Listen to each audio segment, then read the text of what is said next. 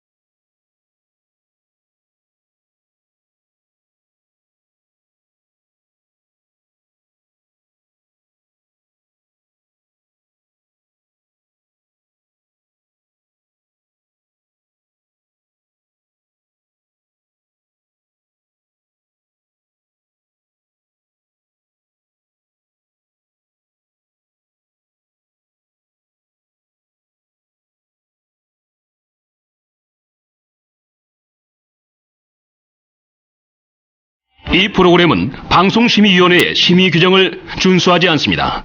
청취자 여러분 안녕하세요. 6월 16일 저녁 6명의 애국 독수리가 지키는 여기는 생방송 애국전선. 나름 워밍업 버전 총리가 0표다 편입니다. 안녕하세요. 안녕하세요. 이게 뭔 뜻이에요? 반갑습니다. 총리가 0표다. 총리가 그 지지를 못 받으니까 한 총리 표도 대정자는 그냥 빵표다 뭐 이런 거 아닙니까? 아마 한 표는 되지 않아요? 한 표? 자기 표? 아니 저기 추누라 보니. 춘? 저기 폐하 밀기로 했잖아. 밀기로 했죠. 끝까지 간다라는. 근데 오늘 보니까요 그분 지지하시는 분들 상당히 많아졌던데요. 홍문종 많죠. 제가 보기엔 전 총장님이요? 세계에 한 1억 정도가 된다고 봐요. 그렇죠. 일본? 우리 1억. 참극 총리를 지지하시는 분들이 전 세계 1억. 네, 전 세계 1억. 일본인? 일본 총리하면 난리가 난다 지금. 우리 본토에. 이미 지금 일본의 극우 신문들이 지금 난리 났던데요. 산케이 신문 뭐 이런 데서. 근데 이게 우리 이제 그 폐하에 네. 저는 선견지명이고 창조경제의 일환이다 이게. 왜? 그동안 이제 우리 정치가 밥값 못한다고 정말 말이 많았습니까? 예? 뭐 정치만 잘하면 대한민국이 뭐 세계를 선도할 것이다. 네. 뭐 이런 얘기들이 많았는데 이번 기회에 한류 정치를 하자. 한류 정치? 한류 정치를 하자. 국민들 버리고. 해야죠. 예, 국민 필요 없어요. 한류면 되다. 그러니까 이번에 일본은 난리 났어요 지금. 문창극 그 네. 총리 대정자는 아주 훌륭하신 분이더라고요. 그 대학원 다닐 때, 네. 대학원 다닐 때 얼마나 바쁩니까? 그때 군복무를 같이 하신 거예요. 그러니까 이분이 그 애국 충정은 네. 뭐 나다. 그렇기 때문에 이분을 국방부 장관 겸임. 요즘 뭐 국회의원들도 뭐 총리, 그 장관 겸임하니까. 항일 군사 정보 교류 뭐 이런 것 좀 추진하고 있지 않나, 그죠? 그렇죠. 적임자라고 할 수 있네. 그렇죠. 확실히 국정원에서 우리 방송에 대한 어떤 기관 보고를 빡시게 하는 것 같아. 그럼요. 우리 진짜 소름 돋았잖아요. 지난주에 우리 강명길 쌤이 그렇죠. 지탄받았던 그 농담. 총리 수입설. 네, 총리를 일본에서부터 수입하자 이런 얘기를 하셨는데 옛날에 다 노스트라다무스도 욕 먹고 돌 맞고 그랬어요. 우리가 그때 그렇게 욕했는데 옛날에 다 진짜였어. 그 구약 시절에 그 성서 시대에 그 선지자들 다 욕 먹고 그러지 않았습니까? 저는 그 가시밭길을 간다. 자기가 선지자라는 거야 지금. 선지국이나 먹죠 오늘. 네, 오늘 돌 좀 더 맞으시고. 우리 작두 타야 돼. 네. 주변 거소하시는 인근에 네네. 다들 오픈하세요. 무속인으로 다 등록하시고. 무속인은 세금 안 내지 않나? 세금 안 내죠. 괜찮네. 저는 뭐 원래 세금은 안 내요. 그렇죠. 예. 형이 뭐 소득이 없잖아. 소득 0. 소득이 0포다. 저 이번에 자 이제 국가적으로 공이 됐어 이번 선거 때. 학원에서 잘렸습니다. 배우자 소득 0. 저 이번에 학원에서 잘렸습니다. 왜요? 여러 가지 학원 경영상의 이유로 그래서 지금 실업급여 좀 신청했습니다. 여러분들 이제 과외 같은 거 제가 싸게 해드릴 테니까 전화 주세요. 네, 그럴 줄 알았어. 민영이 폰으로 주시면 됩니다. 난 그 학원이 무슨 자선사업 단체인 줄 알았어요. 저도 그런 줄 알았어요. 네. 방송을 더 열심히 하시고. 그러니까 이 기회에 방송인으로 나가요. 방송인으로. 혹시 뭐 학원 하시는 그 원장님께서 방송 함께 하시면 강쌤 데려가십시오. 저 겁나 잘해요. 저렴하게 모시겠습니다. 저렴하게. 원래 저렴한 캐릭터니까. 네. 슬프네요. 우리 다드사에 너무 올인하셔가지고 잘리신 건 아니죠? 사실 뭐 얘기하기 부끄럽네. 알긴 아는구나. 부끄러운 줄은. 근데 이거 또 이제 총리 영표다. 네. 네, 또 다른 의미가 있어요. 이영표다? 네, 이영표.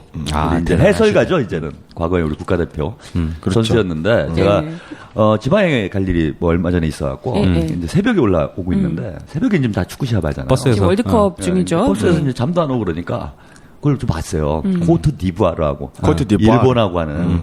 이게 또 이제 초미의 관심사 아닙니까? 그렇죠. 일본이 져라. 누가 져라라고 축구 경기를 보는 경우는 드물어요. 그렇죠. 우리는 일본 경기는 또 어떻게 보죠? 사실은 이번 월드컵은 한국 경기도 약간 논란이 있어요. 응원을 해야 되느냐 말아야 되느냐. 지금 사회적 분위기가 좀 이런데 네네. 지금 붉은 악마 측에서 지금 뭐 시청 광장에서 응원을 하겠다 그러고 논란이 좀 되고 있잖아요. 그렇죠. 근데 뭐 기업들은 돈 벌어먹으려면 어쩔 수 없죠. 예. 붉은 악마도 스폰 받아야 되니까 어쩔 그러니까 수 이제 없고. 대한민국 한국 팀도 이렇게 온 국민이 한 마음 한 뜻으로 응원하기 힘들어요. 아, 그죠. 약간 지금 분위기가 그래서. 이제 아침 7시에 뭘 모여서 뭐 출근 안 해요? 진짜? 근데 이제 일본 경기는 온 국민이 한 마음 한 뜻으로 너 져라 이거. 그 이제 저도 이 져라라는 절박한 마음으로 네네. 또 이제 총리 발표가 났잖아요. 그죠. 일본 사람이 지금 총리를 하고 이런 분위기다 보니까 더더욱 이제 반일 감정이 거세게 일고 북받쳐 있는데. 그죠. 거기서 이제 딱 일본하고 또 경기를 한다니까 또 이제 봐야 되겠다. 봐야죠. 예. 저는 여기 여기 보고 있는데 그 이영표 씨가 이제 해설하죠. 해설위원. 해설도 잘하더라고요. SBS인가? KBS에서. KBS? 네, 저는 이 양반이요 흑인인 줄 알았어요. 왜? 코트 디부아르인인가 그랬어. 코트 디부아르를 너무 응원해서. 편파 응원. 이건 뭐 너무해. 한국 경기를 중계해도 이렇게는 안 할 거예요. 대놓고 편파 중계. 특히 뭐 초지 일관 이제 편파를 계속 하는 거예요. 네네. 일본이 먼저 넣었잖아요. 네, 그렇죠. 이때부터 좀 침통해졌고. 혼다. 곧 뒤집어집니다 하면서 그 유명한 드롭바죠. 네. 드롭바. 코트 디부아르의 신과 같은 별명이 드롭신이에요. 흑인, 아니, 무슨 예수인데? 분명히. 이 양반이 흑인 예수인가? 실제로 내전을 멈추게 했어. 맞아요. 예. 월드컵 하는 중간에만이라도 전쟁하지 말자 그래갖고 내전이 중단. 그날 내전이 중단됐어요. 그래서 진짜. 이제 신이다 이러는데 골을 넣고 세레모니를 하면서 일주일 동안만이라도 전쟁 좀 하지 말자고 그런 얘기 전쟁 안 했어, 진짜. 그래서 진짜 대박이다. 반군이랑 정부군이랑 감동 먹어가지고 축구 볼 거 아니야 게임이니까 와. 그래서 일주일 동안 전쟁 안 했는데 야. 이후에 한 2년 뒤인가 거기 이제 전쟁 종전선언을 했지. 네. 그렇구나. 약간 축구 때문에 전쟁 난 경우도 있어요. 온두라스하고 니카라과인가 하여튼 맞아요. 전쟁이 났어. 축구 전쟁. 축구하다가 열받아가지고 전쟁을 했는데 축구가 하다가 전쟁을 멈추게 한 경우는 이정도 진짜 처음이지. 대단하네요. 놀라운 거죠. 드록바. 아무튼 그 드록바가 좀 나와가지고. 늙었어요 이 양반이 이제 30대 한 중반대 축구 선수는 그 정도면 좀 힘들잖아요. 근데 저 전반에 안 나왔어. 힘드니까. 네. 근데 이제 후반에 이 양반이 나오더라고. 이때부터 이제 이영표 씨가 흥분하기 시작했어요. 근데 더 놀라운 건 이 신이 들어오자마자 뭐 한 2분 지나더니 한 골 들어간 거야.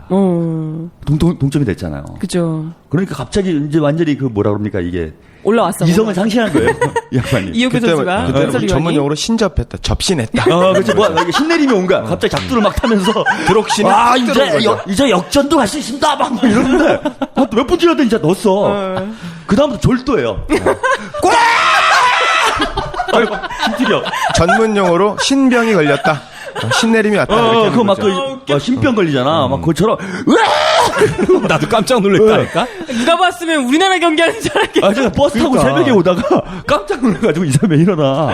그나마 다행인 게 그때 방언이 안 터져서 다행이에요. 해설하는 중간이라. 그 후반 15분인가 뭐 이랬던 것 같은데. 2분 간격으로 골을. 몇 분 사이에 그냥 팍 집어넣고 끝냈어. 이영표 해설위원이 이렇게 얘기를 해요. 앞으로 한 10분 정도 안에만 골을 넣으면 충분히 역전 가능하다. 근데 그 말 끝나니까 넣어버렸어. 와, 진짜. 그러면 한 골 더 들어갈 가능성이 있죠? 이제 이렇게 된 거지. 코트 디부아르가 오늘 경기를 반드시 이기기 위해서는 지금 이 후반 중반쯤에서 한 골이 터져줘야 후반전에 또 후반에 한 골도 많이 할 수 있는 시간이 충분하거든요. 그렇죠. 지금부터 10분 안에 코트 디부아르가 골이 터져준다면 승리할 가능성이 있고요.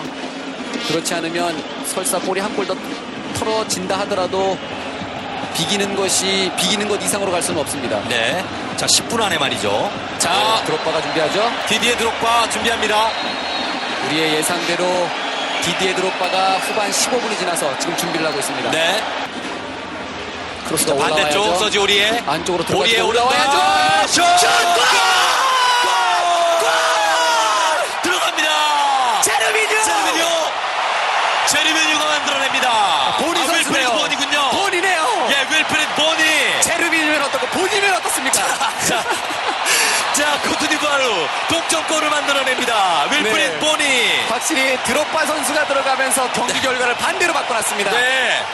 자, 이렇게 해서 1대1 동점. 다시 한번 경기는 원점으로 돌아갔습니다. 예, 오리의 선수 제가 경기 시작 전에 이 선수 주목해야 된다고 말씀드리지 않았습니까? 네, 주목해야 할 선수 맞습니다. 그렇습니다. 자, 오카자키 신지가 다시 오른쪽 측면 돌파합니다. 예, 분명히 제가 말씀드린 것은 지금 10분 안에 골을 터뜨려줘야 네. 후반전 가서 마지막 10분 안에 한 골 더 넣을 수 있다고 말씀드렸어요. 그렇습니다.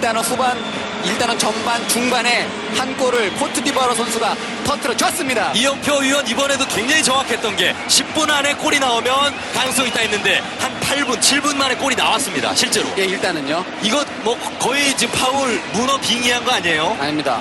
아, 이거 스스로 굉장히 놀라운데요. 좋아요. 지금 계속해서 기회 있어요. 다시 한번 그러면 제레미뉴. 오른쪽에 오리에가 폈고요. 뒤쪽에서 보니 다시 빼줍니다. 올라와야죠. 오리에가 올려주고 제레미뉴 다시 한번 들어갑니다. 제레미뉴 역전골. 제가 뭐라고 말씀드렸습니까? 야, 얼마든지 10분 안에 뒤집을 수 골이 있다고 나옵니다. 말씀드리지 않았습니까? 난리 났습니다. 코트디부아르. 예. 야, 제레미뉴가 아니 스포츠 중계라면 보통 이제 애국심 그래서 이제 자기 나라 대표팀 많이 편파 중계를 하긴 하잖아요. 그렇죠. 그렇죠. 완전 남의 나라를 편파 중계하는 건 제가 처음 봤고 저는 이영표 선수 이번 대단히 좋게 봤습니다. 저는 또 반일 투사다. 예, 요 점에 대해서 이영표 그 해설위원의 해설에 대해서 정치적인 함의가 있다라는 거예요. 지금 총리 내정자라든가 뭐 대통령이라든가 이런 분들이 다 이제 친일 일색 아닙니까? 그래서 위로부터는 어떤 친일로서 그 한일 경색된 한일 관계를 뭔가 좀 복원시키려고 하는데 이영표 해설위원이 참으로 확 껴는 거예요. 이렇게 되면은 어쩔 수 없이 그 한일 간의 외교 분쟁. 그래서 또 이게 동아시아의 어떤 그 뭐랄까 국력에 의해서 국가 간의 역학 관계에 의해서 뜻의 불안정을 줄 수 있다라는 거죠. 그래서 새로운 전기를 마련한다라는 거예요. 그래서 뭐 한일 정상회담도 할 수 있는 거고 제가 또 특히나 이번에 올해 2014년에 인천에서 아시안 게임을 한단 말입니다. 맞아, 북이 온다 그랬죠. 그렇죠. 북이 옵니다. 우리 보통 뭐 합니까? 남북 단일팀을 구성하지 않습니까? 단일팀 물 건너갔죠. 안 되지. 이번 기회에 한일 단일팀을 구성한다. 일본 팀으로 일본 팀. 그렇죠. 나 소름 돋아. 당신이 총리 해야 되겠네. 나 소름 돋아. 왜 월드컵도 했는데 그럼 왜 축구인데? 축구에는 국경이 없잖아요. 그래서 한일 단일팀을 그럼 전부 일장기 달고 나가는 거야? 아, 그 희한해. 아니고 일장기에다 옆에 공공감리 찍으면 돼. 그렇죠. 빨갛게 해놓고 상생과 조화를 이루는 거죠. 그게 보통 스포츠가 그 동계 올림픽 이런 거 보면은 그 빙상 경기에는 그 아시아권 사람들 선수들이 명함을 잘 못 내밀잖아요. 그렇죠. 그러니까 그런데 이제 피겨 빼고 네. 뭐 스피드 스케이팅이나 이제 이런 데 쇼트트랙 빼고. 뭐 스키나 이런 데 일본 선수들이 나오면 되게 반가워요. 그러니까 왜 아시아권에서 워낙 출전 선수들이 적으니까 그러니까 좀 선전해 줬으면 좋겠다 이런 느낌이 드는데 희한하게 축구는 안 그래.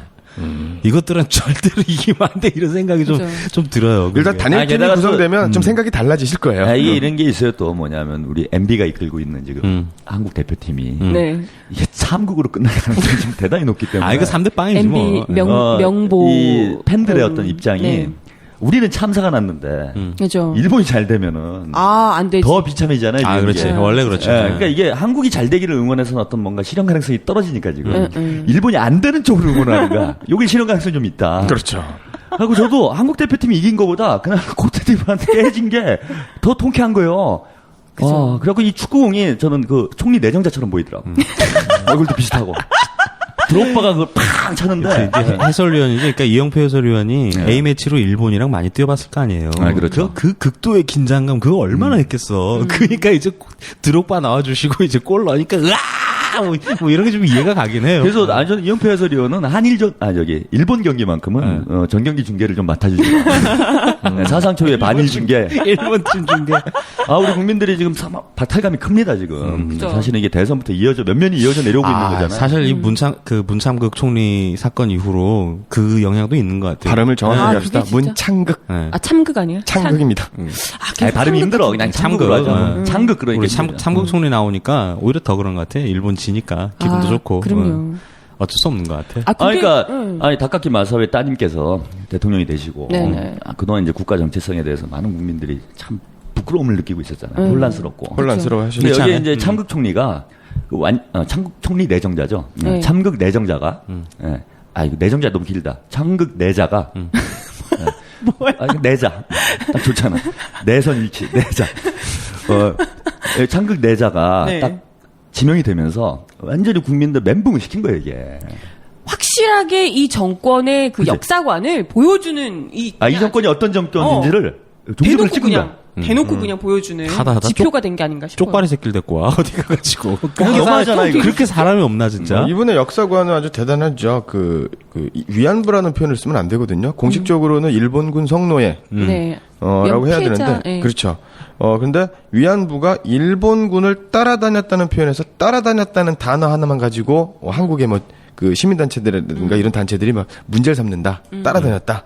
그렇기 때문에 이거는 뭐 사과할 필요가 없다 일본에 뭐 이런 얘기를 하기도 하고 뭐 공창이다 이런 얘기잖아요. 그렇죠. 네. 매춘부다. 자발적이다. 그러니까 따라다녔다는 표현 자체가 자발적으로 다닌 거 아니에요. 예, 그렇죠. 끌려다녀야 돼. 일본군의 친구다. 뭐 근데 이런 중요한 식으로. 건 그 내용 자체가 일본의 아베 신조 지금 현 총리나 극우 정치인들이 다 하고 있는 주장이거든요. 그렇죠. 그렇죠. 네. 똑같이 하고 있다는 게 아니 그러니까 일본도 아니고 한국의 총리 내정자가 똑같은 주장을 하고 있다는 것 자체가 또그 양반이 또 기자 출신이세요. 응, 응. 그렇잖아. 그죠. 그러니까 요즘 그 화제가 되고 있는 화제 용어 기레기 있잖아요. 기레기. 네. 기레기. 그러니까 기레기와 쪽발이의 조합. 이건 거의 뭐 극상이죠. 끝나네 극상. 끝나 끝나네. 가장 최악이 무엇인지를 보여주는. 그렇지. 아니 근데 참 다 떠나서 저는 이제 이 양반이 뭐 나라를 망신준 것도 망신준 거지만은 기독교인들과 하나님까지 망신을 줬어요. 그죠. 본질적으로 그런 거잖아요. 아니 그 일제 식민지배가 하나님의 뜻이면 그럼 하나님이 이제 그런 존재 아니야? 그죠. 그럼 뭐 극악무도한 존재라는 거잖아요. 그렇죠. 신이. 그러네. 근데 그런 면에서는 조금 뭐 이런 얘기 반론을 제기할 수도 있어요. 그 하나님이 우리 민족을 뭐 문창국 버리셨어? 총리 말이라면 뭐 별로 사랑하지 않는다. 시련과 고날 별로 안 줬다라는 거죠. 나치 2차 대전 때 나치 학살에서요. 유럽에 살고 있었던 유태인이 약 900만 명 정도가 됩니다. 근데 그 나치의 유대인 학살을 통해서 어린아이만 100만 명, 그 다음에 여자들이 200만 명, 남자들이 300만 명 이상이 학살됐어요. 그러면은 그 600만 명 이상이거든요. 그러니까 유럽의 유태인 인구의 3분의 2 이상이 죽은 거예요. 그 문창국 총리 말대로라면은 그래서 지금 이스라엘 민족 유대인이 좀 잘 나가잖아요. 뭐 그래서 시련 고난이라면 우리는 사랑하지 않은 거죠. 이렇게 해석해도 지랄 같은 거고 저렇게 해서도 말이 안 되는. 아니 근데 그걸 또 종교에 이제 사과를 하셨잖아요. 처음에는 사과를 왜 해 이러시다가 나름 또 이제 여론에 떠밀려서 사과를 하시긴 했는데 그 말도 내가 잘못했다가 없어요. 사과를 한다고는 했는데 주어가 없죠. 그러니까 그게 다 그냥 이거는 종교적인 이야기였고, 그러니까 막 해명하는 게 다 변명인 거예요. 종교적인 문제였고, 이거는 언론인 때 내가 했던 얘기고, 뭐 이러면서 그냥 다 변명이고, 내가 그거 잘못했다. 그 말 내가 잘못한 거다라는 이야기가 전혀 없습니다. 그러니까 아직도 이 사람은 그게 잘못됐다는 생각을 안 하는 거예요. 그게 버티는 게 더 신기해요, 사실은. 원래 그 인사청문회 자료가 오늘까지 나오기로 했었는데, 이게 하루 미뤄졌더라고요, 그게. 뭐, 간을 보나 싶기도 하고, 얘가 진짜, 뭐, 본인 의사만은 아닐 거 아니에요. 어쨌든 그렇죠. 청와제 뜻이 뭐, 대통령의 뜻이 반영된 거라고 봐야죠. 우리 폐하 정말 대단해. 또 이제 그러니까 제가 이번에 새로운 걸 알게 됐어요. 뭐가 제일 나쁜 건지 대한민국에서. 뭔가요? 그 이제 안대희 씨. 안대희 씨는 그 정관예우 뭐 그죠. 이런 것 때문에 이제 낙마한 거잖아요. 적폐. 예. 근데 그건 뭐 엄밀히 얘기하면 저번에도 말씀드렸지만 범죄라고 할 수는 없어요. 적폐인 거지 그냥. 수금을 많이 하신 거지. 네. 다 서로 그냥 봐주고. 눈치껏. 관례적으로 뭐 적폐지, 이렇게 적폐. 해온 건데. 이분은 거의 이제 범죄에 해당하는 발언을 했는데. 네. 그래도 대통령께서는 뭐 계속 밀고 나가시겠다. 차라리 범죄가 낫다는 거죠. 그지? 적폐보다. 그러니까 범죄가 나. 친일은 괜찮은 거야. 대한민국에서. 그죠.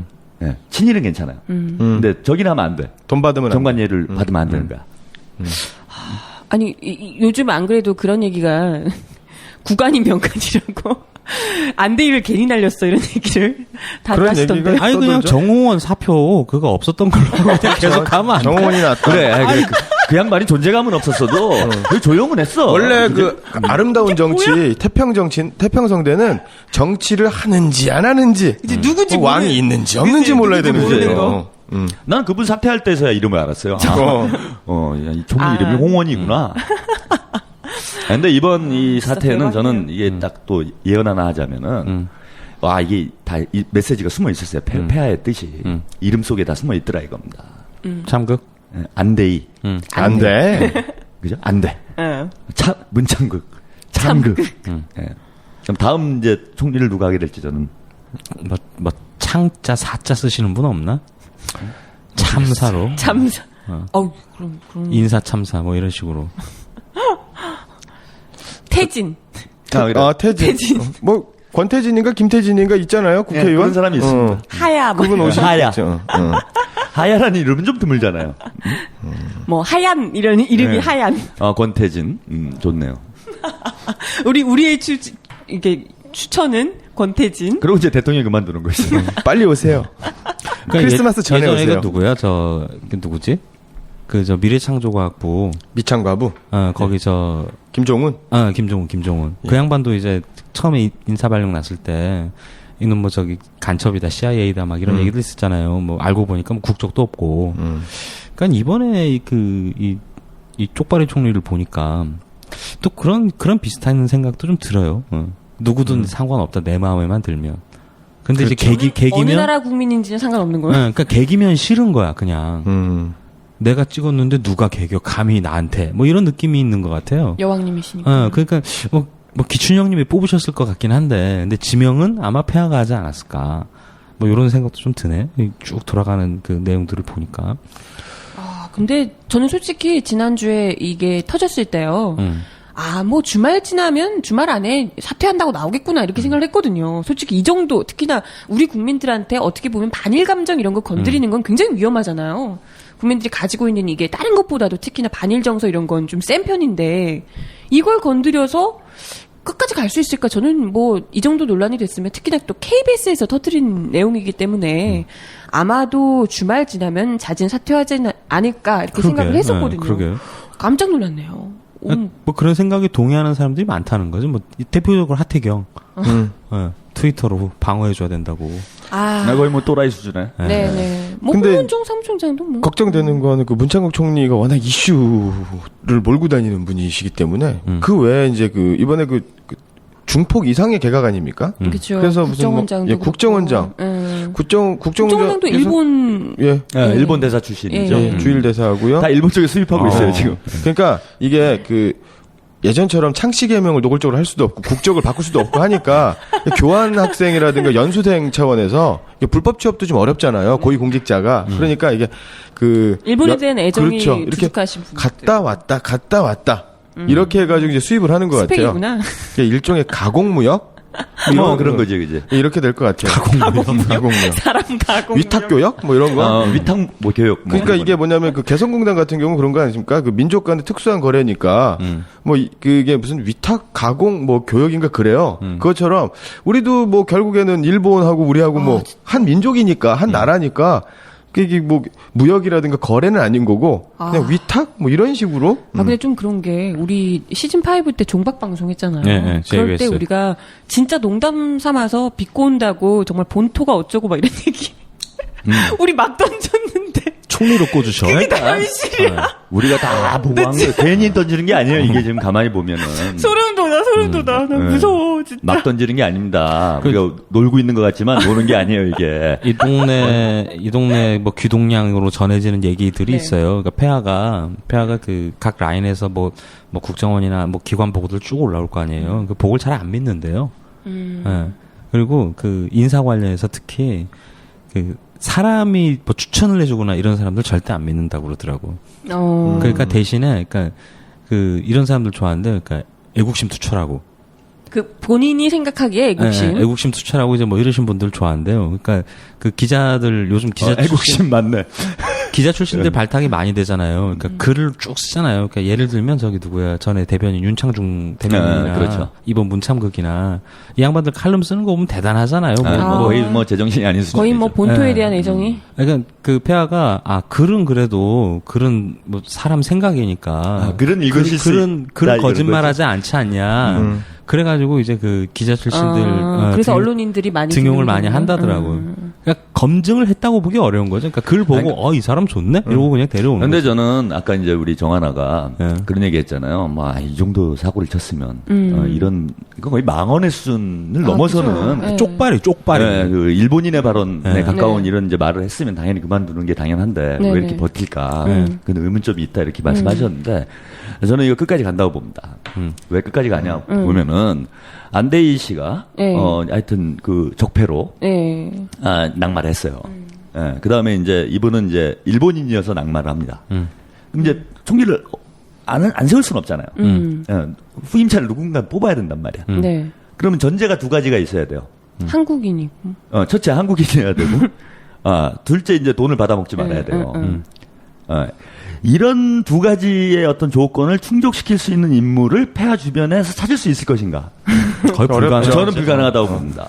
이게 돈을 받으면 안 되는 게 뭐냐면 지금 그 일제 강점기 때 식민 지배 당했을 때의 그 사람들의 후손들이 우리나라 그 재계 정계 학계를 꽉 잡고 있어요. 그러니까 그렇죠. 돈을 다른 데서 받으면 안 돼요. 왜냐하면 깨끗하게 양심껏으로 양심껏 친일을 하게 되면 천황폐하께서 은사금을 주실 텐데 지금 당장 몇 푼의 현금이 눈에 어두워가지고 이러면 안 된다라는 거예요. 마치 종각 예. 방송인데. 그리고 정말로 돈이 필요하면 그 거물급 종일 많습니다. 방송이는 예, 제가 몇 명 좀 읊어드릴게요. 그 학계에는요, 그 일사오적 중에 한 명인 이근택, 증손자가 이상우 씨거든요. 공주대학교 총장을 지냈습니다. 그 다음에 민영이라고 일제시대 때 조선 최대 갑부입니다. 그 막내 아들의 장남 민병도는 한국은행 총재를 지냈어요. 그 다음에 그 정미 7적 중에 하나인 이병무의 증손자 이진 씨는요, 그 국무총리 비서실장, 환경부 차장, 웅진그룹 부회장. 그 다음에 뭐 민병석, 경술 국적의 한 사람인 민병석의 차남 민복기는 5대 6대 대법원장을 지냈고요. 그 사람의 차남 민경택은 서울지법 판사를 지냈고요. 이완영의 증손자 이윤영은 대한사경연맹 사무국장을 지냈고요. 김성수하고 형제지간이죠. 김현수, 중추원 참의는 바로 중추원 참의 이 사람은 삼형사 그렇죠. 그 다음에 또 아들 김상준, 그의 아들 김삼엽은 16대 국무총리를 지냈고요. 그 정관 전적이 있었구나. 예, 그리고 현준호, 중추원 참일 지냈습니다. 그의 손자가 현양래고요. 그의 아들 현영원, 현대상선 회장이고요. 둘째 딸 현정은 현대그룹 회장입니다. 홍진기 일제강점기 때 판사를 지냈고요. 중앙일보 회장을 역임했습니다. 딸이 홍라희 씨, 이건희 회장의 부인이지요. 그 다음에 그의 아들 홍석현, 중앙일보 회장이지요. 방응모, 조선일보 사장인 건 다 아실 텐데, 국민정신 총동원 조선연맹 발기인입니다. 증손자 방상훈, 조선일보 사장이고요. 그 조선사 편수에서 역사를 왜곡했었던 이병도의 손자 이장무, 서울대 총장, 그 손자 이건무, 문화재 청장. 이런 사람들 되게 많아요. 거의 그러니까, 다 우리나라에서 한 집 걸로 한 집은 다 정재계. 아는 집이기 때문에 돈 같은 거 이렇게 안 받아도 됩니다. 그러니까 저거 보세요. 우리가 알만한 사람들이 대부분 친일 경력이 있어요. 근데 이번에 그쵸. 기준이 이거잖아요. 친일을 했느냐 안 했느냐. 친일 발언 문제예요. 친일을 했느냐 안 했느냐도 아니고 친일을 발언을 했더라도 아닌 것처럼 하면 또 넘어갈 수 있는데. 아니 친일 하여튼 발언 경력이 있는 사람 총리가 안 된다라는 기준점이 세워지는 거잖아요. 이번에는. 그렇죠. 예. 그럼 다음 총리를 세우려면은 야권에서 아주 간단해요. 이제 일본과 뭔가 관련된 게 있는지 없는지를 파면 된다는 거야. 일단 총리할 때. 본토에 계신 분이 근데 안 걸릴 사람이 없는 거야 지금 주변에. 예. 할아버지가 친일파였건 뭐가 친일파였건 그래서 이 기준이 한번 적용이 되기 시작하면은 이 정권에서는 총리를 못 세웁니다. 총리뿐만 아니라 어떤 장관도 세우기 힘들어요. 그렇게 되면 인사 적체가 해소됩니다. 밑에서 9급부터 8급, 7급 위로 쭉쭉쭉 올라오는 거예요. 친일이 아는 사람은 없으니까. 에브리바디가 다 친일을 했으니까. 제가 볼 때는 이렇게 되면은 총리를 꼬아야 됩니다. 꼬아요? 그렇죠. 꼬아온다? 꼬아온다. 빌려온다? 빌려온다. 어디서 빌려올 전문 수가 용어로 있냐면은 리스에 와야죠. 일단 외국에 수입할 수는 없으니까. 리스에? 그죠? 어디서 빌릴 수 있을 만한 정당이 딱 하나밖에 없어요, 대한민국에. 진보당밖에 없어요, 이거는. 아예 그러니까 이런 기준에서 안 걸릴 만한 정치인들이 활동하고 있는 정당은 그렇죠. 돈에서 진보당 자유롭고. 수준밖에 없어, 지금. 그러면 새누리당하고 통합진보당하고 야권연대? 야권연대도 아닌데 이건. 대연정이지. 대연정. 그거 아니에요. 거국내가. 그거 아니에요. 그럼. 네? 일단 꼬온다지. 한 명 꼬운다. 그냥 꼬운다. 네, 꼬온다. 아쉬운 대로. 그러니까 세민련에서 사실은 만약에 이런 기준을 가지고 아까 두 가지 기준이잖아요. 이런 관피하에 해당하지 않고 그다음에 친일하지 않고 이런 만약 이런 기준 두 가지만 적용해도 세민년에도 사실은 그렇죠. 깔끔한 분들이 많지가 않아요. 상당수 있을 많지 수 있죠. 않아요. 네. 많지 물론 않아요. 그 독립운동가 후손들 뭐 이종걸 의원이라든가 뭐 이종찬 전 그 의원 같은 경우는 뭐 독립운동가 그 이시영 이회영 가문의 자손이긴 하지만 실제로 그 일제 강점기 때 네. 한민당 네. 한민당. 그 건국 그 광복 이후에 한민당이 권력을 잡으면서 그 이승만하고 갈등 관계를 일으키면서 한민당이 해체가 되는데 네. 그 사람들의 상당수 왜 정치 드라마 같은 뭐 유진산 그다음에 무슨 박순천 김순천인가 박순천인가 여자 정치인 있잖아요. 그런 사람들이 대부분 친일하고도 굉장히 관계 있거나 친일을 했거나 이런 사람들이 많습니다. 아, 그럼 우리나라 거의 주류 정치 세력들이 대부분이 뭐 새누리당은 말할 것도 없고 정치 세력들뿐만 아니라 뭐 재개할 것 없이 다 차라리 뭐 네. 그 그러니까 대한민국의 뿌리가 친일에 있는 거잖아요. 우리 닥터강이 뭐 그죠. 방송을 많이 하시지만은 역사관 논쟁이긴 한데 이번 총리 임명을 통해서 어쨌든 친일 문제가 좀 그 전국적으로 이슈화되고 이런 건 좀 좋은 현상인 것 같긴 해요. 아주 좋은 현상이죠. 아니 그 논쟁이 역사를- 논쟁이 그러니까 되니까 자체가 두 가지 음모론이 있어요. 그런 차원에서 보면은 우리 폐하께서 왜 이러는가 도대체. 첫 번째는 국가를 개조하시려고 이러는 거다. 그러니까 권력 내선 일체를 튼튼히 한다. 아니 그거 말고 권력 내부에 있는 이런 친일파들하고 네. 관피아들을 척결하려고. 전면에 내세워서 쓸어버리는 거다 지금. 다 총리해야 돼요 이제 나쁜 놈들은. 아 이게 시험 때에 올리는구나. 시험대에 와서 올려서 이렇게. 국민의힘으로 일종의 이제 인민재판 비슷한 거지. 네. 여론재판에 올려놓고 다 친다. 그러니까 이게 대통령이 권력을 잡아도 뭐 우리 노무현 대통령도 그랬고 김대중 네. 대통령도 그렇고 이 뭐라 그럽니까 철밥 그릇 이걸 네. 정리하기 쉽지가 않아요. 그렇죠. 관료들이. 네. 그럼 우리 지금 거의 JBS인데 그렇게 가면? 네, 그러니까 이제 이거 음모론이에요, 이거는. 네, 음모론으로 이해하시면 됩니다. 그래서 나쁜 놈들을 죄다 총리를 다 내정을 시켜가지고 다 모가지를 치고 폐가망신을 준다. 폐가망신을 시킨다. 요 음모론이 하나 있고요. 이제 두 번째 음모론은 우리 국민들의 정치 의식을 함양한다 이런 논이 있어요. 그래서 역시 역사 의식을. 그러니까 이 법조계의 전관예우 관행에 대해서 우리 국민들이 말은 많이 들었지만 그동안 얼마나 심각한지 잘 몰라왔어요. 실체를 몰랐었어. 이번에 확인하고. 근데 안대희 씨라고 하면 뭐 그나마 청렴한 이런 법조인으로 우리가 검찰 알고 출신의, 있었는데 예. 알고 보니 이 사람이 1년에 한 15억 땡기더라. 수급의 규제. 야, 이 적폐가 심각하구나 지금 대한민국이. 이걸 이제 가르침을 얻게 된 거잖아요. 근데 이번 기회에 또 아까 우리 현 부장님 말씀하셨듯이 야, 이 친일파 문제 온 국민이 학습하고 있는 거예요. 이게 또 월드컵하고 이게 딱 맞아떨어지면서 그러니까요. 이럴 줄 그죠? 몰랐네. 와, 이게 막 들끓어 오르잖아, 지금. 야, 일본이 아직 친일의 잔재가 막 뿌리 깊게 남아있구나. 예? 이라고 이 대한민국의 어떤 근본적인 어떤 역사 바로 세우기를 해야 되겠다. 네. 이런 차원에서 우리 폐하가 밀고 나가시는 거 아니냐. 뭐 이런 두 가지 음모론이 뭐 얘기가 되고 있어요. 믿거나 말거나. 종박방송도 지금 저는 믿고 헷갈려. 싶어요. 지금 막 헷갈려. 이러면 이제 어느 타임이 가장 극적인 건가요? 그거 이루시려면? 저 요 음모론에 기초해서 지난 지방선거도 돌아보니까요. 이 폐하의 뜻이 다 있었던 거야. 뭐야? 그잖아요. 좀 마음에 안 들고 잘못된 사람들을 서울시장 이런 걸 시킵니다. 정몽준. 그냥 개망신을 주는 거지, 완전히. 부부. 완전히, 이 사람 망가졌잖아요. 미안하다! 그치? 웃음도 없이. 바로 내보내가지고, 딸이 폭로하게 해가지고 완전히 망가뜨리고. 그래서 집을 짜버리는 거지 그냥. 완전히 쭉쭉 짜버리는 거야, 지금. 그리고 다시는 정치권에 국가를 발을 못 완전히 들이고. 개조하고 있는 겁니다, 지금. 다시는 진짜 정치권에 발을 못 비치도록. 진짜 개조네. 그런데도 다시 정치에 복귀하면 뭐 이건 확 그냥 할 것 같아. 그래도 할 것 같아. 대통령의 임기가 유한하니까. 하지만 국가가 개조가 되면서 대통령의 임기가 없어지게 되면 영원히 못 들어오는 거죠. 그러니까 오늘장과 어제장과 조선일보 보니까 뭐 뜬금없는 통일 대박 뭐 이거 그냥 시나리오를 다 써놨더라고요. 무슨 뭐 어떻게 하고 무슨 통일 무슨 의회 의장을 만들고 뭐 당분간은 뭐 연방제가 어쩌고 막 이런 얘기들을 막 하는데. 뭐 국가원법 위반했어요? 조선일보가? 아니 뭐 그렇더라고요. 뭐 연방제로 그러니까. 하자, 이 사람들이?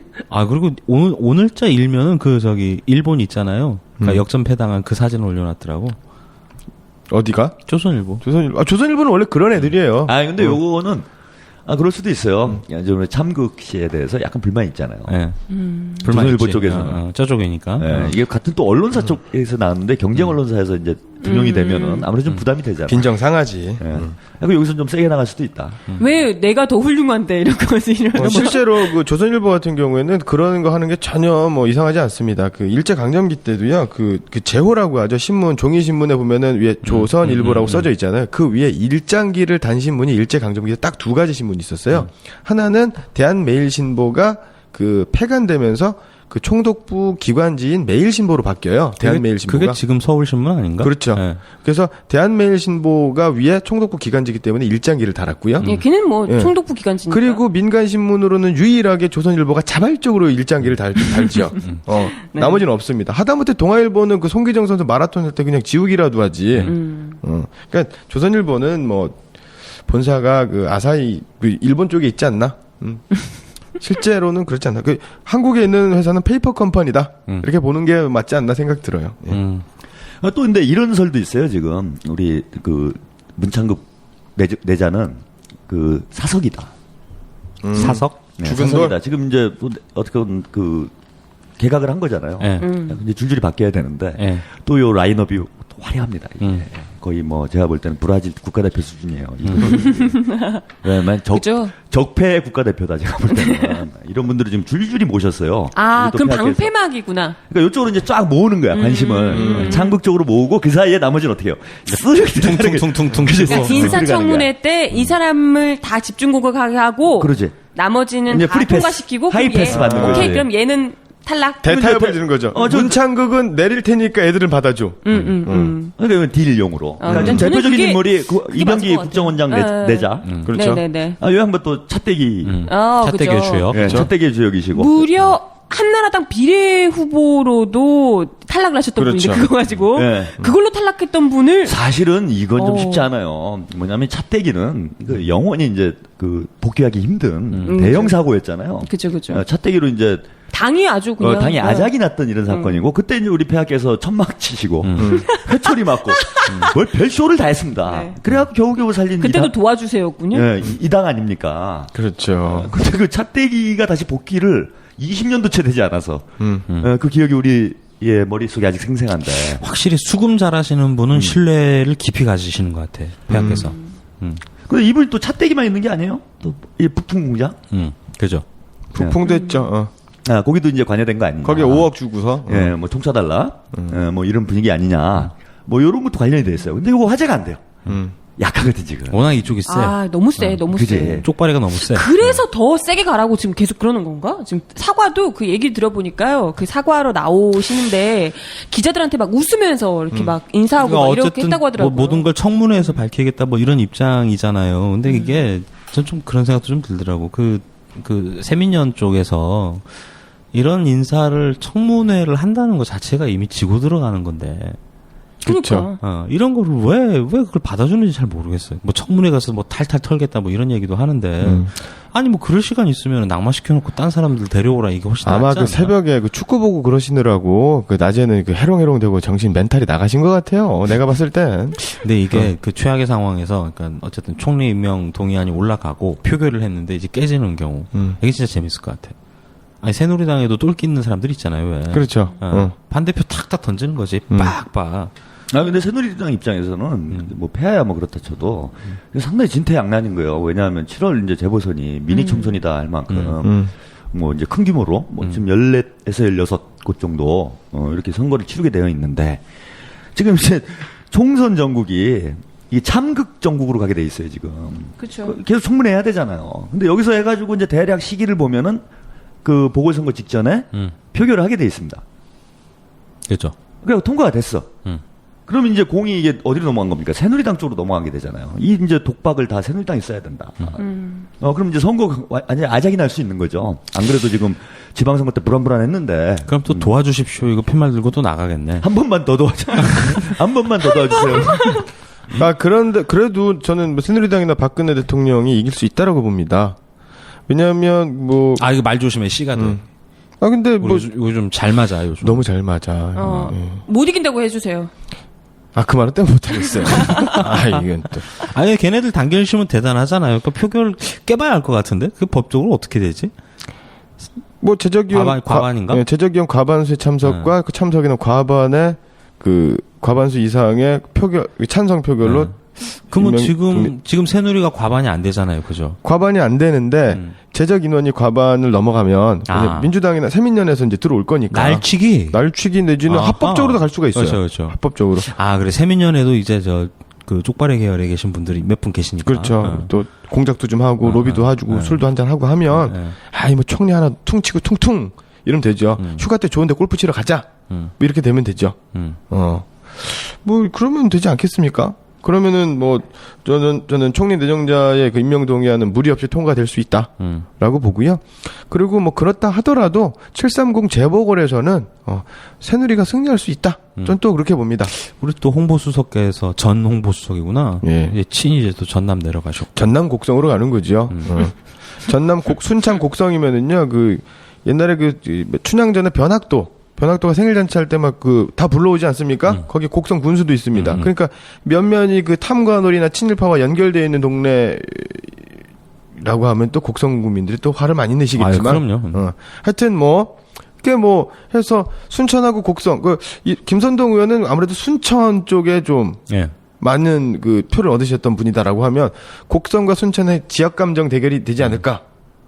거기 재보선이 되게 재밌겠네. 그러니까 예를 들면 야권에서 하나 나오고, 뭐 또 그 김선동 의원 지역구였으니까 진보당에서 하나 나가고, 새누리 나가면 3파전. 예, 3파전 되면은 뭐 거의 근데 이 와중에 또 깨알 같은 재미를 주고 있는 분이 있어요. 누구? 그러니까 이병기 아까 뭐 국정원장 내정자도 이제 슬쩍 피해 갔는데 네. 이번에 청와대 정무수석으로 또 경전하신 우리 조윤선 전 조윤선? 여성부 장관. 왜요? 요분 또 이 경력이 좀 깨알 같습니다. 오. 1년에 생활비를 7억 5천. 생활비가 7억 5천? 7억 5천을 썼어요. 1년 생활비가? 네, 생활비를 7억 5천. 그러면 한 달에 뭘 샀길래? 한 달에 7,500만 원을 뭘 먹나? 쓴다는 건데. 뭘 먹길래? 이분 이제 재산이 꽤 됩니다. 이분이 뭐 고위공직자 중에서 재산이 가장 많은 또 공직자였죠. 대충 50억 좀 넘는 것 같은데. 한 40몇 억 됩니다. 근데 이제 좀 줄었어요. 왜요? 생활비를 많이 쓰셔서? 그래 왜 줄었느냐 궁금하잖아요. 그래서 물어봤더니 생활비 썼다 다. 7억을? 네, 7억 5천 정도 되는 거예요. 뭘 쓰면 듣게 돼요? 집을 사셨나? 집을 사면 생활비는 아니지. 부모님들 좀 도와드렸다 그래요. 부모님이 뭘 하시? 뭐 양친, 뭐 친가, 외가 뭐 이렇게 해가지고 한 2억씩 꽂으면 대충 8억이잖아요. 그 정도겠네. 근데 생활비야? 부모님들도 뭐 재산이 꽤 돼요. 뭐 10억 이상 다 있고 이런데 도와드렸다고. 아이고, 이분들 노름하시는구나. 그때 언제 기부하셨나? 그 장관 임명할 때 그 시부모 쪽 재산 공개를 거부했던 것 같아. 조윤선 장관이.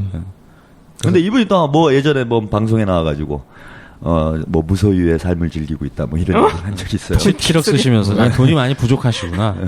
7억 정도 제가 볼 때는 무소유. 그러니까 소유관념이 없는 거예요 이분이. 그잖아 무소유 그냥 있어도 없는 듯 그냥 펑펑펑펑 쓴다. 7억이 돈으로 안 보이는 거지. 문참극 총리 내정자가 총알바지 설이다. 이건 굉장히 설득력 있는 것 같아. 그러니까 다 가려졌잖아요, 전부 다. 그러니까 지금 뭐 이렇게 깨알 같은 재미들이 있는데 이게 좀 초점이 안 돼요 지금. 그러니까 오로지 그냥 옛날에 좀 훌륭한 분들 많습니다 지금. 야권연대 하자고 그럴 때 뭐 빅텐트를 치자라고 했는데 이번에 그 내각은 빅 커튼을 치자. 그래서 하나를 착 쳐가지고 안 보이게 뒤로 해서 다 숨어. 숨는 거죠. 납작 엎드려서 고개도 들지 마. 뭐 이런 거 아닌가? 대단한데요. 뭐 어떻게 해야 되나? 사석작전이다 저는 이게.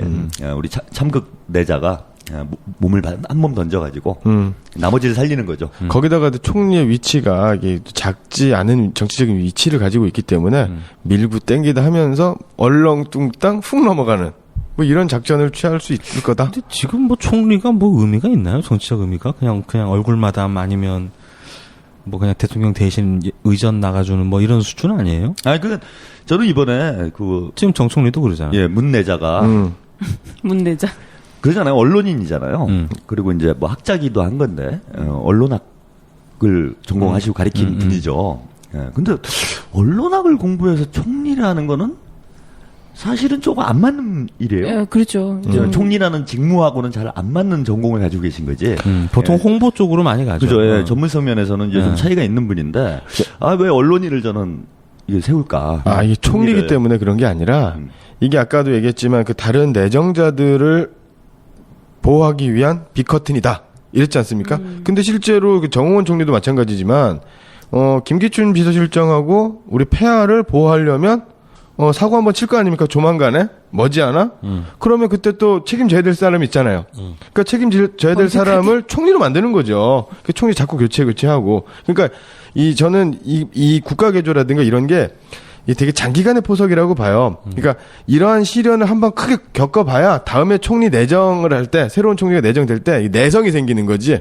아, 다음에는 친일, 에이, 뭐 저번에도 친일했는데 뭐 이 정도 친일 괜찮아. 아니 근데 뭐 이런 거. 꼭 그런 것까지는 아니어도 이제 지금 생각해보면 우리가 그랬잖아요. 솔직히 안대희 후보자였을 때도 막 이렇게 비판을 했었는데 지금 와서 보니까 야 안대희 아무것도 아니네. 그 정도는 받아주자 이런 반응이 나오는 거잖아요. 그가 그립다. 그러니까 지금 더 센 거래 가지고. 그러니까 이 사람보다는 조금 덜한 이 사람 날리고 이 사람보다 조금 덜한 사람이면 우리가 웬만하면 봐주게 되는 그렇죠. 그러잖아요. 역치가 너무 높아진 거야. 지금 친일 이것 때문에 그러다 보니까 웬만한 걸로는 별로 이렇게 떨어뜨리고 싶지 않은 반향이 넓어진 거지. 위장전입, 뭐 그다음에 자녀 부정 입학 이런 건 나오지도 않지. 부동산 투기 무슨 뭐 쌀 귀여워, 직불금 이런 막 이래. 거는 얘기도 안 하잖아요. 아, 이거 얘 슬슬 나올 때 됐어요. 그러니까 기본적으로 뭐 그 레벨이면 뭐 본인이 하지는 않았을 테고 뭐 처 이름으로 이제 부동산 투기 정도 그리고 뭐 위장 전입 정도는 디폴트일 테고 뭐 이런 건 있는 거죠 그냥.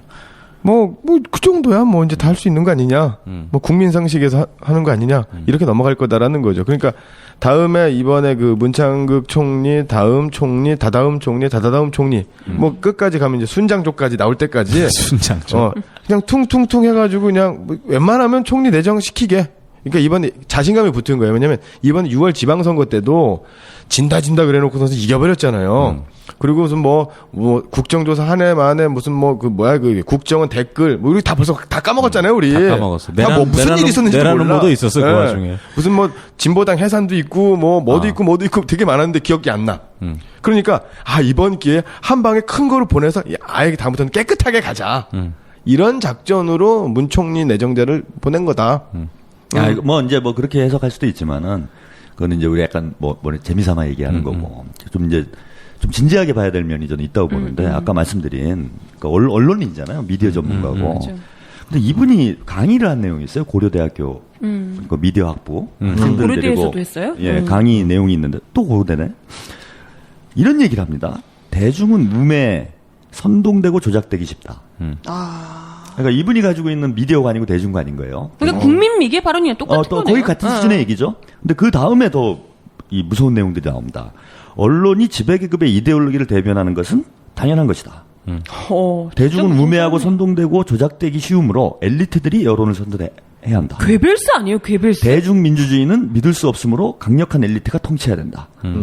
아까 와, 정확한 표현이에요. 진짜 괴벨스. 괴벨스네요. 이거는 완벽한 괴벨스. 나치 이데올로기예요. 그리고 나치의 통치 방식이 뭐였습니까? 미디어를 활용한 대중 선동이었어요. 그리고 진짜- 여기에 최고 전문가는 그 유명한 괴벨스였죠. 나에게 한 문장만 더. 박근혜 대통령이 문창극 내자를 지명한 데는 국정 후반기 통치 철학, 통치 방향이 내포돼 있었던 거다라고 봅니다. 그건 뭐냐? 바로 이걸 한다는 거예요. 국민은 미개하니. 미개하니 엘리트들이 뭡니까 이 통제해서 국가를 통치하겠다. 이런 의사를 올조로 표명한 거다. 그러니까 총리는 언론인이 총리한다는 건 저는 맞지 않다고 봐요. 뭐 꼭 못한다는 것은 없지만은 총리를 안 살림을 하는 겁니다. 그럼 행정 전문가라든지 법률 전문가라든가. 법률 전문가라든지 이런 행정 업무를 잘할 수 있는 관료 출신이 한다든지 이렇게 해야 되는데 총리를 언론인이라는 건 뭐예요? 포장하고. 그죠? 침소봉대하고. 그렇죠. 없는 걸 만들어내거나 은폐하고. 뭐 이런 걸 하는 일을 하는 게 언론인이라는 거예요. 언론인이 국가를 안정시키는 걸 배우지 않습니다. 오히려 국가 좋은 측면의 언론 활동을 해도 그건 국가를 비판한다거나 그죠? 오히려 분란을 일으키는 감시한다거나 거죠. 시끄럽게 하는 거죠. 이런 역할을 하는 거지. 뭐 내치를 하는데 어떤 전문성을 갖기 어렵다는 거예요. 그럼에도 불구하고 여러 가지 문제가 있음에도 불구하고 문창극 내자를 총리로 지명한 데는 앞으로 박근혜 대통령이 어떻게 대한민국을 통치할 것인지 특히 세월호 전국으로 그렇죠. 세월호 언론에 대한 진상에 대한 많았죠. 의혹들이 크게 불거지고 있잖아요. 곧 이제 국정조사도 시작되고 지금 재판을 하고 있잖아요. 재판하면서 지금 새로운 사실들이 드러나고 사실들이 있는데. 드러나고 네, 뭐 저 지난주인가에 보니까 그 첫 재판 때 변호인 측에서 그런 얘기를 했더만요. 그 3등 항해사의 증언을 인용을 해가지고 반대편에서 반대편에서 갑자기 배가 올라와서 뭔 소리? 변침을 했다 이런 얘기를 그렇죠. 그러니까 좌현 쪽으로 기울었잖아요. 선박이. 근데 그 반대쪽에서 우현 쪽이겠죠. 우현 쪽에서 괴 물체가 괴 선박이 고지랄 수도 있어요, 사실은. 그러니까 정확한 표현이에요. 갑자기 반대편에서 배가 올라와가지고 급변침을 했다 이거예요. 또뭐 변침이라고 잠수함이야? 하는 건 이제 방향을 틀었다는 근데 거죠. 여기서 그래 재밌어요. 그럼 배가 왜 거기 있었냐? 그 배는 도대체 무슨 배냐? 이 의문점이 하나 남고 배가 반대편에서 나타났을 때 일반적인 표현이 어떻게? 반대편에서 배가 와가지고 그렇죠. 갑작스럽게 들었다. 그리고 배가 아무리 작은 배라도 그죠. 눈에 안 띄고 있다 갑자기 나타날 수 있습니까? 그렇죠. 그럴 수가 어디 섬 뒤에 숨어 있다 뿅 나타났나요? 그럴 수가 없지. 그럴 수가 없잖아요. 근데 갑자기 나타났다는 표현도 이해할 수가 없는 표현이에요. 바다에서 그리고 떠올라올 가능성이 있네요. 배가 올라온다고 얘기하지 않잖아요. 반대편에서 나타났을 땐. 그치. 근데 올라오는 배 종류는 뭐 제가 볼 때 정해져 잠수함밖에 있습니다. 없죠. 그거는. 예, 근데 뭐 잠수함이라고 얘기할 수는 없는데 하여튼 정해져 있어요. 올라온다는 표현을 쓰는 건. 잠수부. 이거 뭐 희한한 거예요. 뭐 이런 말이 나오지? 라고 국민들이 의혹을 반론 보도도 있어요. 예, 의혹을 갖고 있는데 그러니까 세월호 관련해 하나 예를 드는 거예요. 이래저런 의혹들이 나온다는 거예요. 근데 이거를 박근혜 대통령이 앞으로 어떻게 해결해 나갈 것인가? 미디어 전문가가 나가신다 이제. 그것도 총리로. 그리고 이분이 제일 잘할 수 있는 일은 뭐겠습니까? 여러 가지 국정 업무 중에 제일 잘할 수 있는 일은 뭐겠어요? 총리실에 TV 9개 켜놓고 그렇죠. 대한민국 모든 방송을 모니터링하면서 통제를 하시면서 지침 내리시고 네, 보도 지침 내리시고 실제로 그 박정희가 그 5.16 군사반란을 일으켜서 권력을 잡았을 때, 그 다음에 또 전두환이 12.12 군사반란으로 권력을 잡았을 때 가장 먼저 한 게 우리 허문도 허삼수 이런 사람 알잖아요. 이런 사람들이 언론 통폐합하고 그렇죠. TV 장악한 거예요. 일단 사장들 날리고 그다음에 또 말 안 듣는 신문사 조지고 이렇게 해가지고 한 거거든요. 근데 이 어쨌건 간에 박근혜 정부는 선거를 통해서 창출된 권력이잖아요. 형식적이든 뭐 어쩐 여러 논란이 있건 없건 간에 그렇다라고 하면 언론을 장악해야 되는데 계속 꾸준하게 미래창조과학부 그다음에 또 뭐 방통위에서 그 언론을 장악하려고 노력을 했었던 거고 그런 일환으로 그 언론인 출신의 그 총리를 기용하는 것은 상당한 정치적 의미가 있다. 이렇게 볼 수 있는 거죠. 근데 아니나 다를까 까마귀 날짜 배 떨어진 거일 수도 있겠지만은 좀 이런 일이 있었어요. 네. 그러니까 노델의 공정거래위원장, 공정거래위원장이 왜 갑자기 느닷없이 나오는지 모르겠는데 네. 아무튼 이 사람이 기자들하고 술자리에서 손석희 사장은 빨갱이다 발언을 했다. 이게 좀 논란이 되고 있어요. 그러니까 이게 지금 현 정부 집권 세력들이 언론을 바라보는 태도가 자꾸 표현이 된다는 거예요. 뭐 세계관 계급성 뭐 이런 거겠죠. 그죠? 예. 그런 마당에 그럼 이 총리 이분이 나타나셔갖고 제일 지금 손보고 싶은 게 좀 뭘까? 빨갱이 사장. 정하나? 정한한 손을 많이 봐야 되잖아. 기계를 이용해야 될 거예요. 견적이 안 나와요. 죽었어. 가만두지 않겠어. 그런 걸로 볼 때 저는 뭐 문창급 총리 내정자가 이번에 뭐 낙마를 하더라도 네. 아마도 또 언론인이나 이런 마사지 비슷한? 전문가 비슷한 사람. 네. 이런 쪽에서 또 총리가 나타날 가능성이 있지 않느냐. 네. 그래서 전 다음 총리를 다시 한번 예언하겠습니다. 그러니까 이번 개각 대한민국 최고의 언론 전문가는 누굽니까? 누구? 자타공인하는 보수 쪽의 최고 언론 전문가. 변? 그쵸. 아니 그분이 최고의 언론 전문가.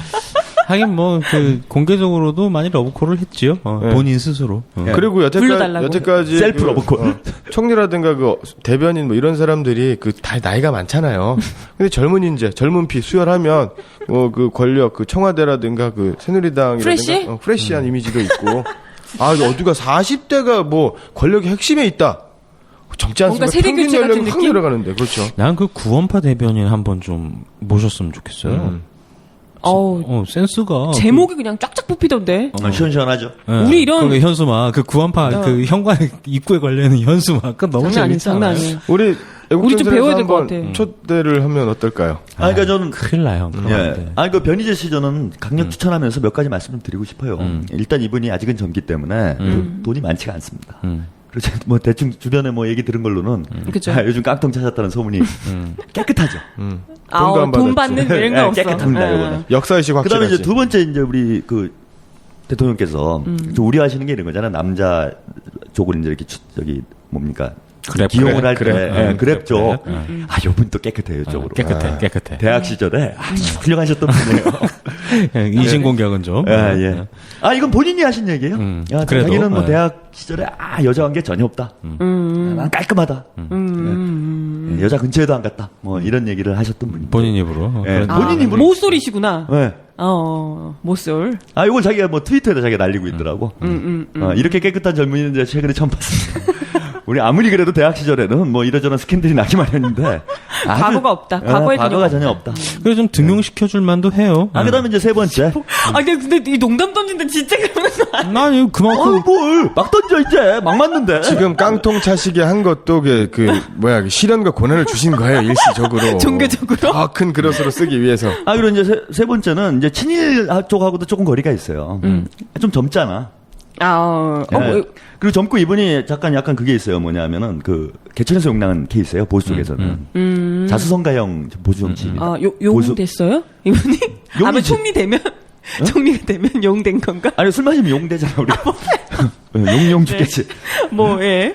그래서 이제 정신이 일본하고 별 관계가 없습니다 지금. 직접적인 연관은 연관이 없다는 없어요. 거죠. 예, 과거에 어떤 발언을 했는지 모르겠으나 그래서 저는 강력히 다시 한번 청와대 우리 폐하께 우리 국정에 다 보고하시잖아요. 그러면 이제 꼭 보고를 해주세요 우리 변 총리. 그러면 총리가 영표도 아니고 총리가 변이다. 우리 영표 총리는 아마 정권이 바뀌어야 가능하실 것 같고. 총리가 변이다. 뭐 광화문 총리가 똥이다. 광화문 종로 안국역 뭐 경복궁 일대에 있는 고깃집 사장님들만 좀 긴장하면 긴장 타는 거죠. 좀 긴장하셔야죠. 아이고, 그리고 그때는 회사로 치면 법인카드가 나오지 않겠습니까? 총리가 되면. 여러 가지 카드가 나올 거고. 그러면 고깃값 물릴 일은 없죠. 국민 세금으로. 아니에요. 저는 그래도 그분 총리 되셔도 고깃값은 깎는다고 봅니다. 예. 세금 하긴 아껴야 뭐 되니까. 마인드가 그러니까. 그렇지. 얘가 애국적 마인드로 똘똘 뭉친 분이기 때문에 그렇죠. 한 푼의 세금이라도 아끼겠다. 이제 다 작살나는 거예요. 서울에 있는 고깃집들은. 올킬? 그러니까 부서별로 회식할 거 아니야? 행정안전부 뭐 해가지고 한 20바퀴 돌려놓으면은 다 작살나는 거지. 야, 마장동에 시장 작살 나겠네. 한우가 뭐 멸종될 가능성도 있어요. 그렇게 되면. 우주 아빠님 긴장. 우자 아빠님은 이제 수입소라 괜찮습니다. 네. 네. 웃겨. 그렇죠. 진짜. 한우가 멸종해요. 나도 몇 마리 사놔야 되겠다. 시바지로. 그러면 우리 재테크 수단으로 한우에 투자합시다. 청와대 고깃집을 낼까? 그럴까? 아니구나. 저기 정부 종합청사에 계시겠구나. 변종이. 길대요 우리. 그러면 죽어요. 털리기만 털리고. 전부 다 외상. 네. 오늘 총리가 영표다 편 함께 하셨습니다. 공 하나 차는 일에도 우리나라 경기도 아닌 것을 목이 터져라 꼬를 외쳐대며 반일 정신을 불태우게 되는데요.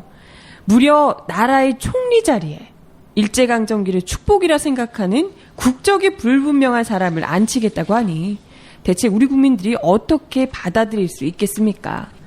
그런데도 벌써 새누리당에서는 문창극 후보자를 쉴드 쳐주며 본격적으로 음험한 본심을 드러내고 있는데요. 과거 발언인데 뭐가 문제냐라고도 합니다. 하지만 다 필요 없어요. 일본 언론, 네티즌들의 반응이 지금 굉장히 핫하다고 합니다. 문 후보 발언을 근거로 한국 강점을 정당화하고 있다고 합니다. 이분이 총리가 되면 누가 좋아할지 딱 보이시죠? 하지만 이 못지않게 중요한 건 눈에 가장 많이 드러나는 대놓고 버리는 카드, 문창극 내정자, 그 바로 뒤에 숨어있는 적폐 온상 후보들 모두 눈여겨봐야 한다는 겁니다. 6월 16일 저녁 6명의 애국 독수리가 지키는 여기는 생방송 애국전선.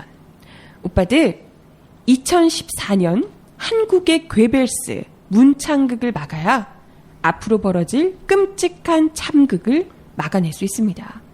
결코 물러날 수 없는 대한민국의 역사와 미래를 지키는 싸움 반드시 꼭 이겨주세요. 감사합니다. 네, 수고하셨습니다. 네. 고맙습니다. 수고하세요. 수고하셨어요? 수고하셨어요?